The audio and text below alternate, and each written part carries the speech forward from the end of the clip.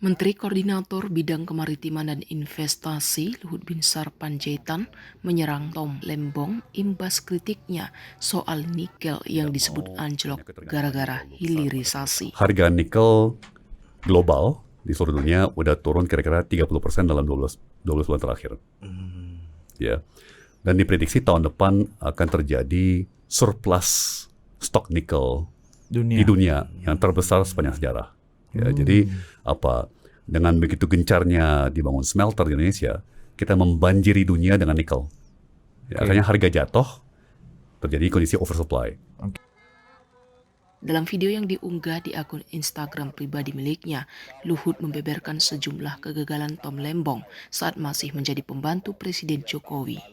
Luhut menilai Tom Lembong tidak melakukan prestasi besar ketika masih menjabat sebagai Menteri Perdagangan.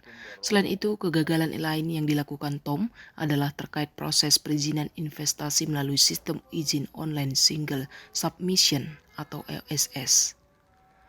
Proyek tersebut, kata Luhut, pernah ditugaskan oleh Jokowi kepada Tom saat menjabat sebagai Kepala BKPM.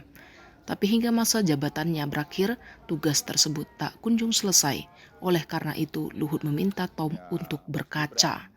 Emang hanya Tom Lembong aja. Yang paling banyak kasih note pada presiden itu adalah Menlu, Ibu Retno. Karena setiap bilateral beliau yang ngasihkan itu. Dan itu bukan terjadi pada Presiden Jokowi saja. Semua kepala negara itu kalau bilateral pasti ada yang di belakang yang ngasih note itu.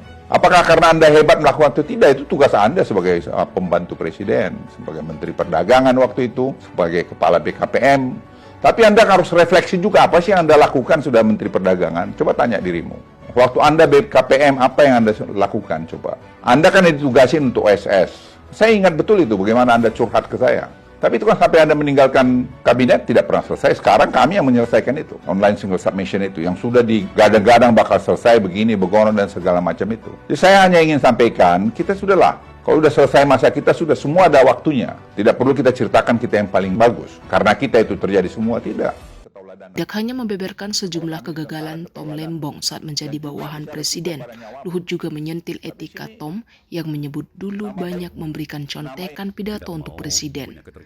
Menurut Luhut, sosok yang paling banyak menuliskan pidato untuk Jokowi, terutama dalam forum bilateral, adalah Menteri Luar Negeri Retno Marsudi. Ia pun menyebut menjadi penulis pidato presiden tidak langsung membuat orang tersebut hebat. Pasalnya, itu sudah menjadi tugas seorang menteri alias pembantu presiden.